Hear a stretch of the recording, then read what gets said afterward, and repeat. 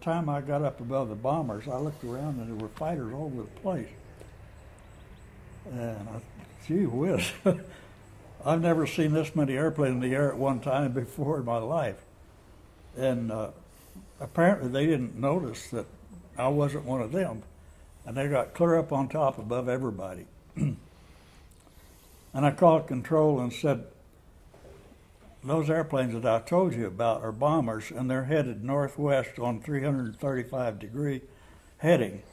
I think they're going to make 180 come back over your base and bomb you. Oh, no, it couldn't be. They're farther to the east. So I watched, and pretty soon I said, yep, they're coming for you, and their ETA is, and I gave them a time when they could expect to be hit. And I'm sitting up there and looking around and counting, and I had to count the fighters in different quarters. It looked like there were about 10 in each quarter. So I was looking at 24 bombers and 40 fighters, and I'm up by myself, and I called and said, do you have any friendly fighters in the area? I need some help. Yeah. Negative. So they kept coming, and finally I said, well, I'm sitting up here. I'm supposed to be defending against bombers, and I'm the only one to do it. I guess I'll have to do what I can. So I called control and said, I'm going to make an attack and try to fire enough rounds in the front part of them to distract their attention about the time they're trying to drop their bombs. And of course they didn't even bother to answer, but that's what I did. So I came in and started shooting across in front of them, and then level as I went around, because I knew that the bombers on the other side couldn't shoot across the bombers at me. So I swung around in behind, and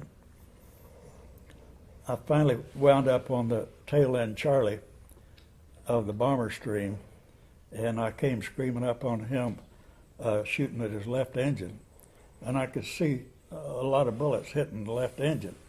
But by that time, with my overtake, I had to duck under him to keep from hitting him, and I knew there was going to be a bunch of zeros after me, so I did the escape maneuver that I had planned, which was stick all the way forward, hard forward as far as you could, and do an outside negative G roll, and you can't follow one of those. I had a most fascinating experience, and when I say fascinating, it was a psychologically shattering experience. Okay. Now, we landed, and I pulled up to the buoy and tied up to the buoy, called for the refueling barge, and the refueling barge came alongside, refueled the airplane, and while he was refueling the airplane, we would all listen to Tokyo Rose, and everybody's heard of Tokyo Rose. Yes. Propagandist from the word go, but she had wonderful music on, and it was fun to listen to her. So the whole crew of us would sit there and listen to Tokyo Rose while they were gassing the airplane. Well, the fuel barge pulled away after finished gassing, and he got not more than 200, 300 yards from our plane, and he blew up. Oh, man. And it killed every single man aboard the barge, and of course the barge was completely demolished. And we're sitting in the This is high-octane gasoline. Oh, yeah, aviation fuel. Yes. And of course we're sitting in the airplane, absolutely stunned I can and imagine. shaken by the loss of all these, our fellow Navy men. Oh, yeah. But we still had Tokyo Rose on our earphones. And within 5 minutes, Tokyo Rose came on and said, Lieutenant Foreman, you have been very, very lucky this time. Our timing was off. Is that phenomenal or not? I'm telling you, it was enough to shatter my whole crew. We went from there to She's watching us. oh my God, and she's 5,000 to 7,000 miles away in Tokyo. Now, within 5 minutes, how did she know? There's a spy someplace, Someplace. an observer. And how did she know my name, my airplane? I'll tell you, it scared the hell out of us. Oh, Well, for the next 3 or 4 stops, fuel stops, we were pretty damn jittery, I'll clue you. Well, now, what do you think happened to the barge? Somebody. They had a bomb planted on it, and they ignited it from the shore. Ah, Yeah. isn't that too And bad? they just timed it badly. They either had a bomb planted aboard it that was set at a particular time to go off, and it just went off too late. Went off too and later, he just missed us. or would have got you all. Oh, it would have got it all. You bet it would have. Yeah. Oh, wow. If it had gone off under the wing, can you imagine all the aviation fuel that was in that airplane? What a mess that would have made. Anyway, my radar man picked up a target about 30 miles off the bow, and I homed the airplane in on it, put everybody at battle stations, and he indicated that it was moving quite rapidly from right to left, and it was obviously a ship, so we were hell-bent to get in there and get it. Well, I dropped down to 100 feet. The weather was almost 0-0. It was less than a quarter-mile visibility, rain, raining like the devil, and just terrible weather. We got into about a quarter of a mile from the ship, and my little, just about a quarter of a mile, my co-pilot, I was flying totally instruments.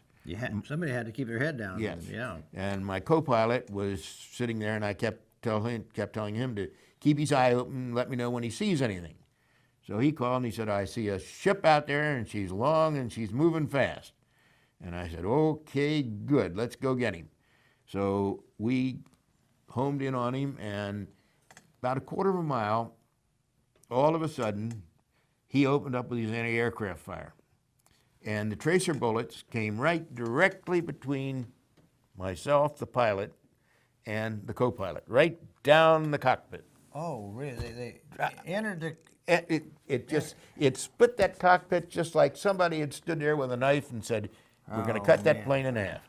Anyway, these anti-aircraft shells came, and they were 40 millimeters, I'm sure, came right down through the cockpit. And of course, the bottom of the PBM is all gasoline. The whole hull of a PBM is gasoline.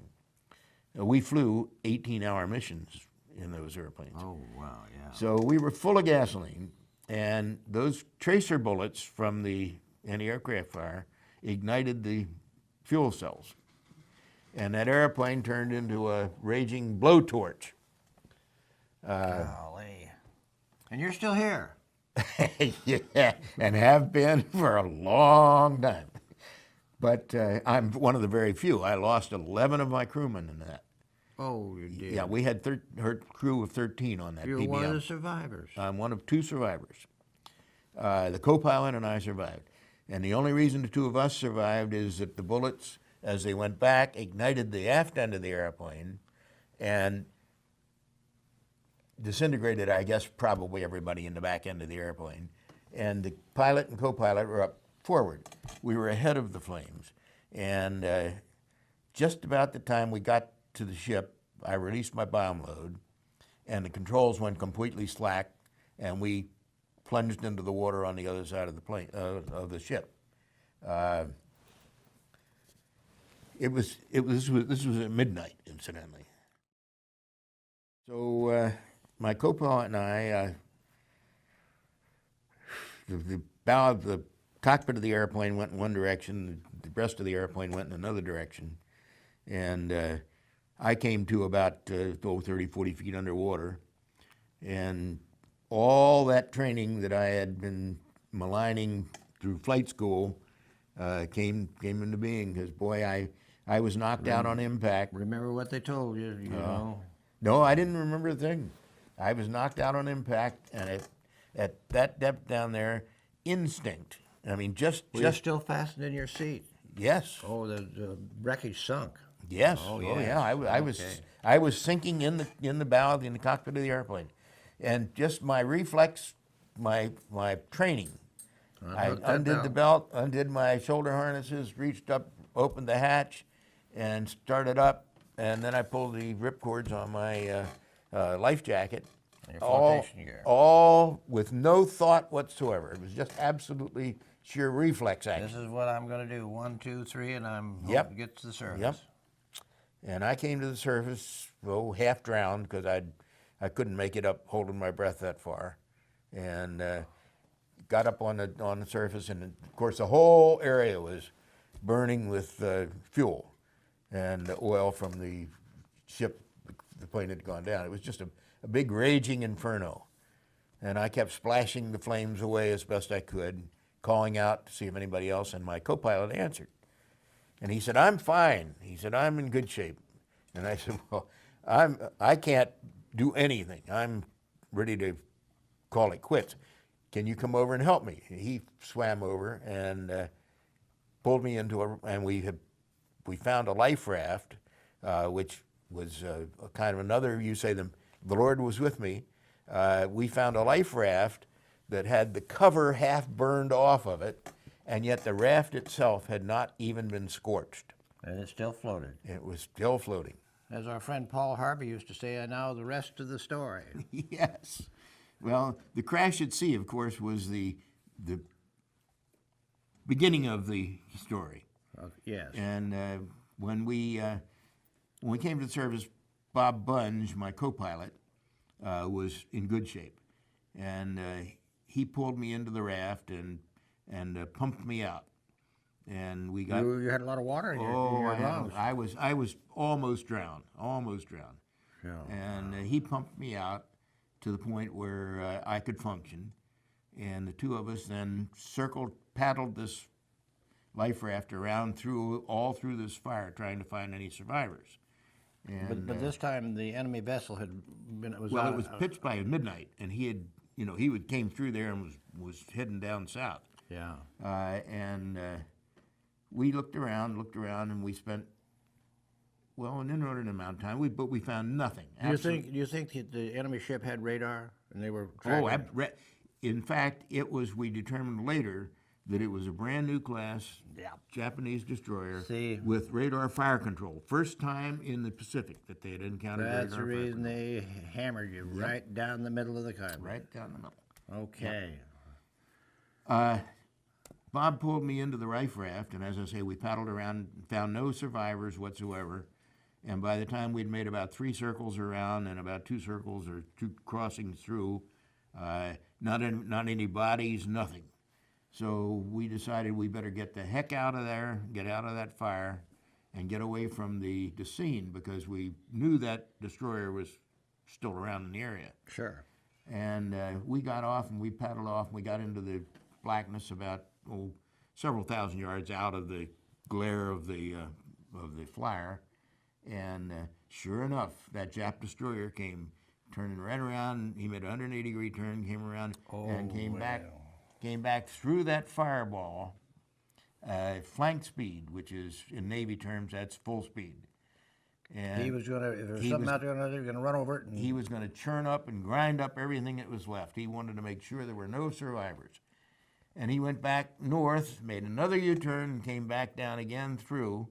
And Bob and I are sitting over there just shaking, hoping that he'd go on by and not see us. And of course, if you'd have been captured, you would probably have been executed. On the spot. Yep. On the spot. Yeah. I'll tell you, the first carrier landing, it was so traumatic. As soon as you land, they gave you a signal, flaps up, and hooks up, and I think I must have sat there 30 seconds. And I'm glad I'm aboard. Well, I did that. And then finally, I realized what they wanted, and I put my. Now, you're flying what type of airplane again? That was a Hellcat, but we didn't have the wind over, so they said, let's put you in SNJs and you can get your carrier landings and that. It was just mostly paperwork. So they gave a couple guys the SNJ and said, "You try that. We'll do some carrier landing practice here on a little field next to Chicago." And that was so drastic. I mean, the J is harder to fly than the Hellcat. Oh yes, it is. Yeah. So they said, "Okay, you guys wait. We'll get the wind." And so in 7 days, the wind came back up, and we got back on the Hellcats and went out and got our landings. I'm a little surprised. You flew the FM-2 Wildcat also, did you not? Yeah, But it was an older airplane. It usually you would think of a person flying it first and the Hellcat second, maybe. well, I got to fly that in photo school. I was selected to be the photo pilot for the fighter, for the air group. And we had an FM, I don't know whether it was a Grumman or a General Motors FM. It was a Hellcat, a Wildcat. That's been one of my favorite airplanes all my life. It was a little jewel, and because it was a photo pilot, we didn't have any armor plate in the thing. It was light. Lightweight. All light, and we had the photo school next to an army base up in Pennsylvania, and we'd have a rivalry. The lightnings would come in, we'd have a dogfight, and whoever got in the other guy's tail and couldn't get off, you had to go back to your field sometimes. So here you go back to your own field with this lightning on the back, and everybody knew that you'd been disgraced. But the same way, when we go into their field, and we could always beat the lightning. When you say lightning, what are you talking about? The P-38. The P-38. Yeah, that's Twin engine, Lockheed. but P-38. they couldn't turn inside of you. You could outturn them, I Oh, guess. we were light, and the F4F is really nice. The bad part of that was the mechanical gear. You had to crank that thing 26 turns to get the gear up. And on takeoff, to help that, you'd get a little bit of altitude, and then you push the nose down, and then crank while it was getting that lift out of it, and then so you'd always see a Hellcat go up in the steps rather than a smooth climb. One of the cadets that I had trained back in the United States flew a Spitfire into this field where I was stationed, and he came to visit me. And he wondered whether I would like to fly the Spitfire that he flew in. So he checked me out on the Spitfire. I think one of the few questions that I asked was how to get the landing gear up. And so I got into the airplane and took off. And as I was going down the runway, I remembered that I didn't ask him what manifold pressure I should use to take off. So I pushed the throttle all the way forward and took off. And I remember, the Spitfire, the stick had a loop at the end of it. Oh, yes. Yeah, held on, and the trigger to shoot the guns was on this loop. Those British were different, weren't they? Yeah. And I flew the Spitfire around, and of course the thing that I remember was the big wings that the Spitfire had. Compared to the P-51? Yes. Mm-hmm. Yes, Spitfire, our airplanes had wings that were sort of linear. Yes. And but the Spitfire was almost an arc wing. Mm-hmm. And turning it was just an amazing. Lightweight ailerons? Ailerons, Yes. no pressure on the aileron? You almost could square turn the airplane. Or just bag around and hook it Yeah. right around. Yeah, I'm sure it could turn faster than any other airplane. Attracted to the idea of being around flying because I had the good fortune to fly from a private club. And at that point, I was in a Tiger Moth in the open cockpit. And so I think that was one of the reasons I was drawn to Air Force rather than either of the other services. And I have no regrets. I'm glad I did it and went to the Air Force.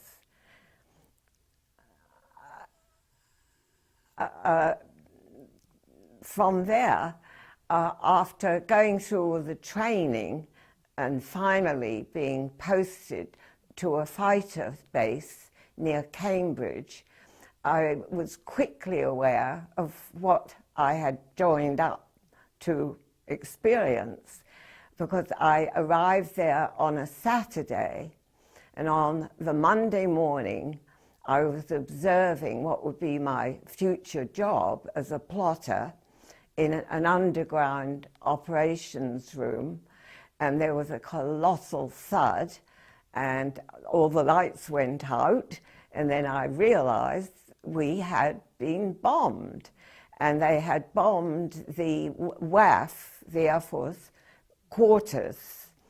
So we were all in darkness and wondering what would happen. The 44th Bomb Group sent up 36 planes, and they had 34 shot down, and only 2 survived. And that is the biggest loss I ever heard of on the B-24s. I was in charge of air sea rescue, which, coming back over the ocean, if I saw any downed ships, I'm supposed to circle over them and call a easy tear 9-7 and just keep repeating it till the men in the boats could triangular fix and come and rescue them. I saw at least 15 planes in the water at one time had run out of gas. Some of the crews were standing on the wings, and there was no hope of any of them being rescued. The water temperature in the North Sea is about 55 degrees below zero at that time of the year. And they have just, in the water, they have 15 to 30 seconds before they're froze to death. But what impressed me most, that every one of those men would wave to me goodbye, knowing they were going to die in just a little bit, and they'd say, "Go on, get yourself going."